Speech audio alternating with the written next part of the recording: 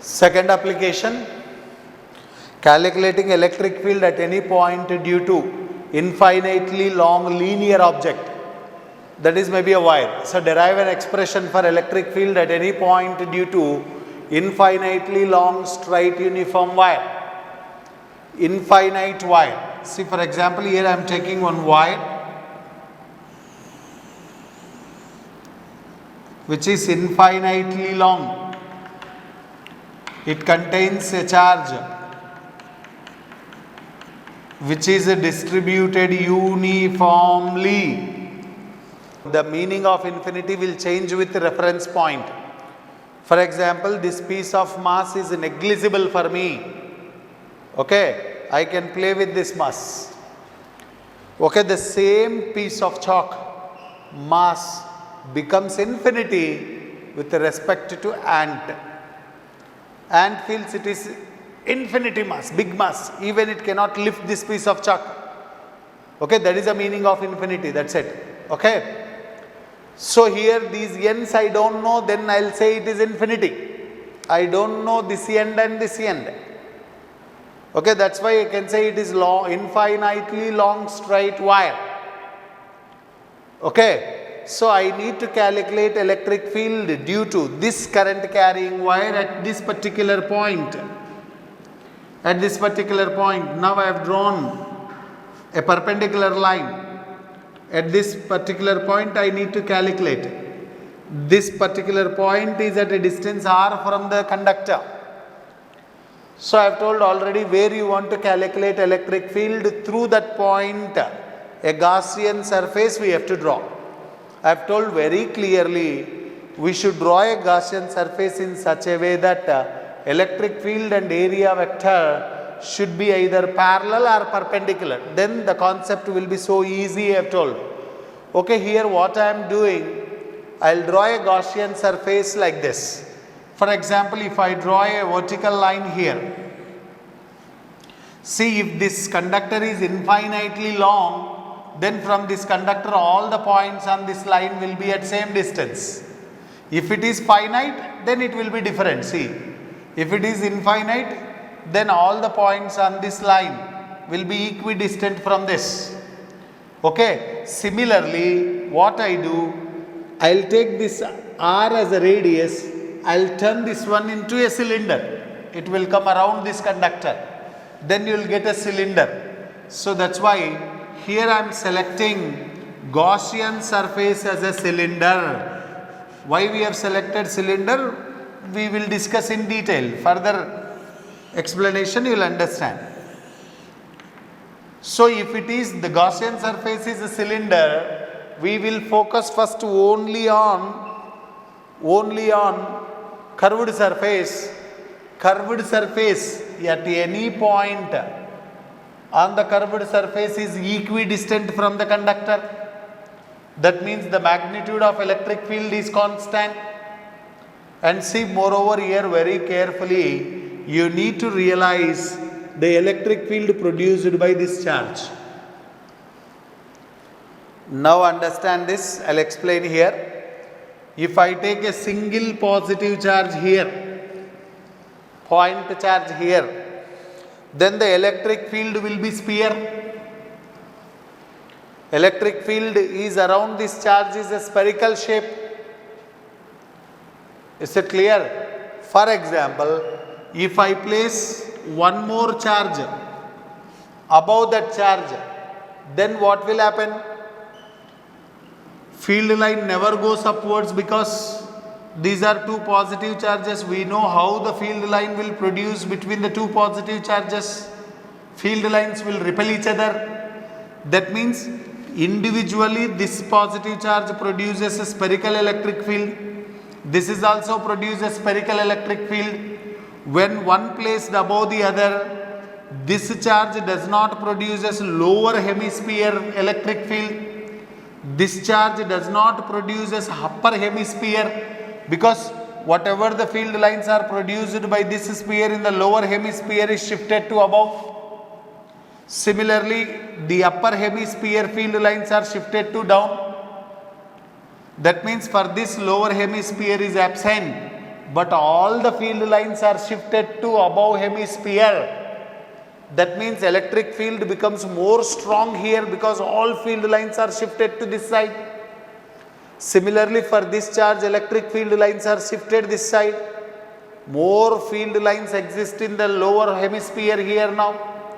If this charge produces 100 field lines, upper hemisphere have 50, lower hemisphere have 50 usually. Now there is no lower hemisphere, these 50 also shifted to above hemisphere.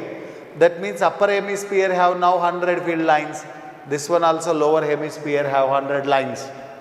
Okay, now see, if I place one more charge here, no doubt this charge have upper hemisphere with 100 field lines. This charge have lower hemisphere with 100 lines. But this middle one does not have upper hemisphere as well as lower hemisphere. But here all 100 lines will be along this like a spokes in a bicycle. So previously for this charge, upper hemisphere is absent, lower hemisphere exists. Now the presence of this charge, even lower hemisphere is absent.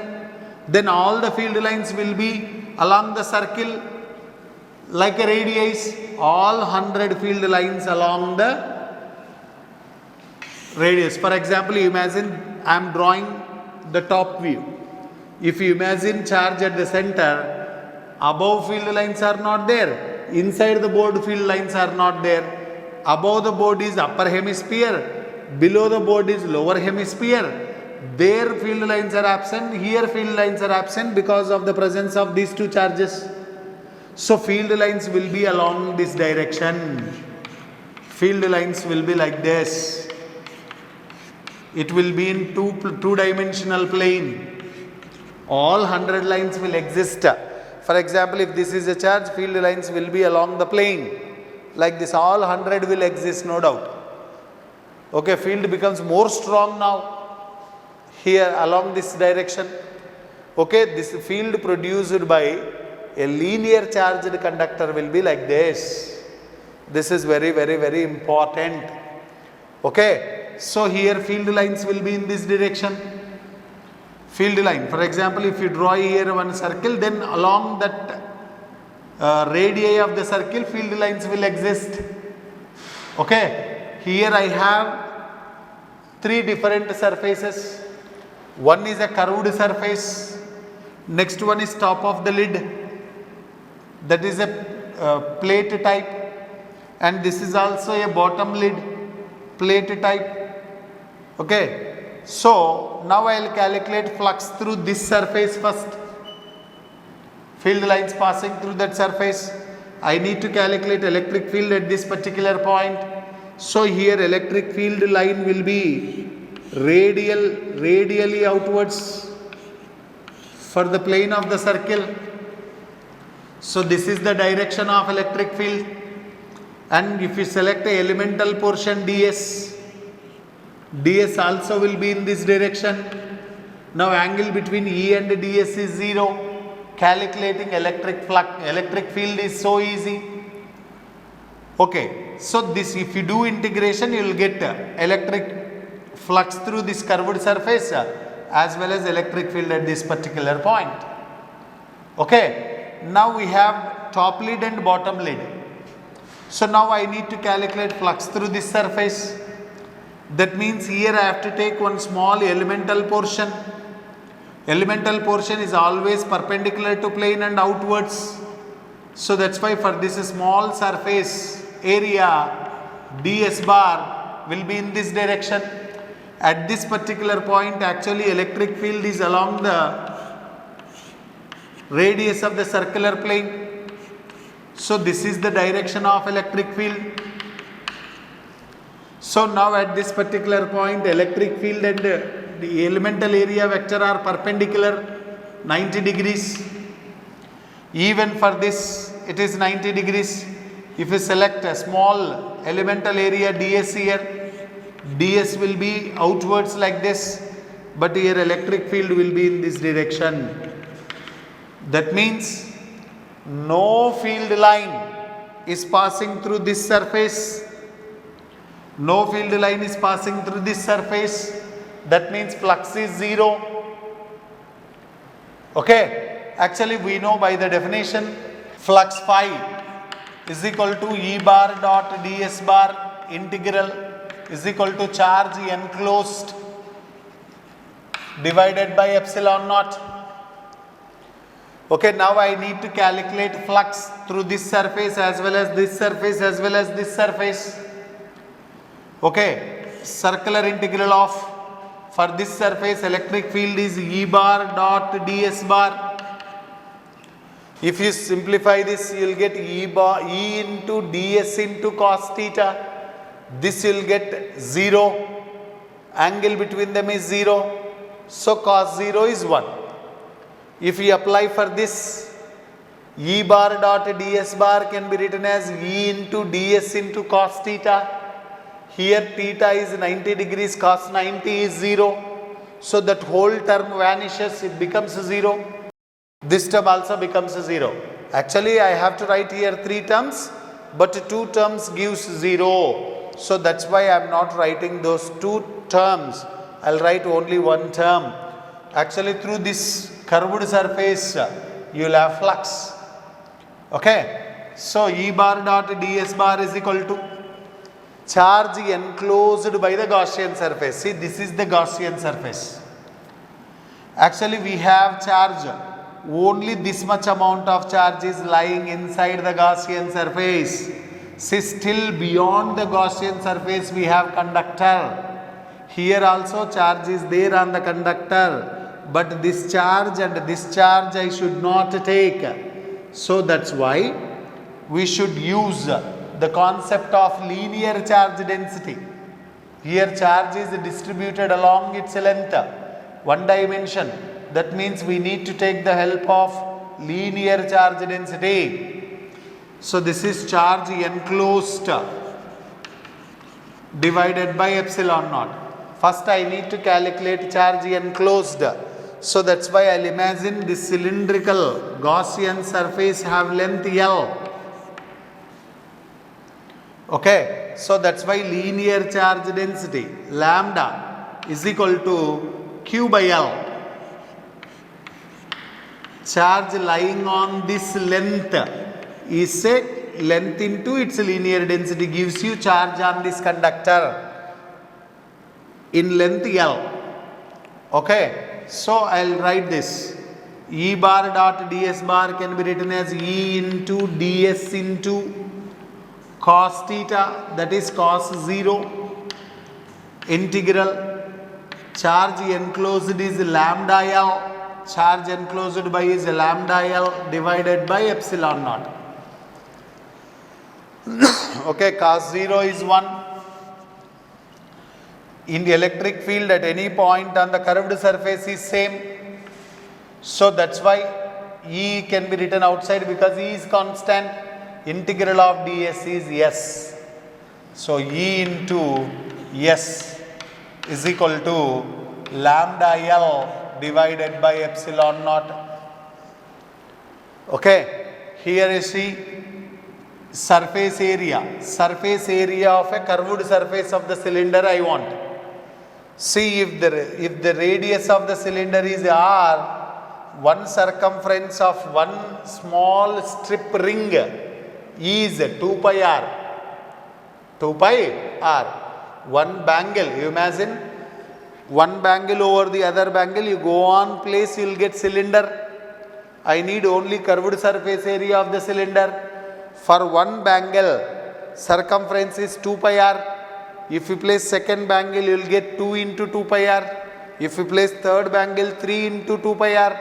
Like that, if you place n bangles, it is n into 2 pi r. Here n is length only. Okay, so that's why surface area of curved surface of the cylinder is 2 pi r into L. That is equal to lambda L divided by epsilon naught.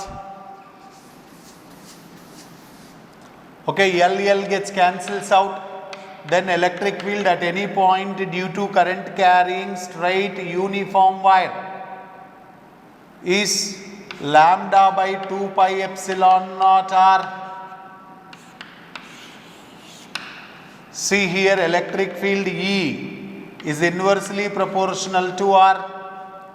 In case of a sphere, we have seen electric field E is equal to 1 by 4 pi epsilon naught Q by R square.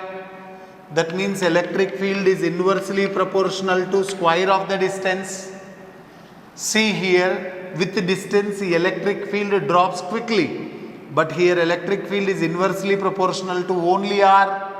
So with the distance the electric drop is less in case of linear conductors compared to sphere. And we will see here, electric field is expressed in terms of charge density.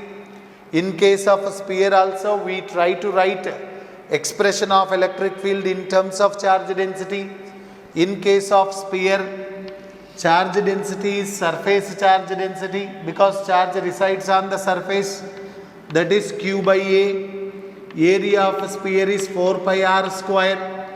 But where R here is capital R, radius of the sphere, because charge resides on the outer surface of the sphere.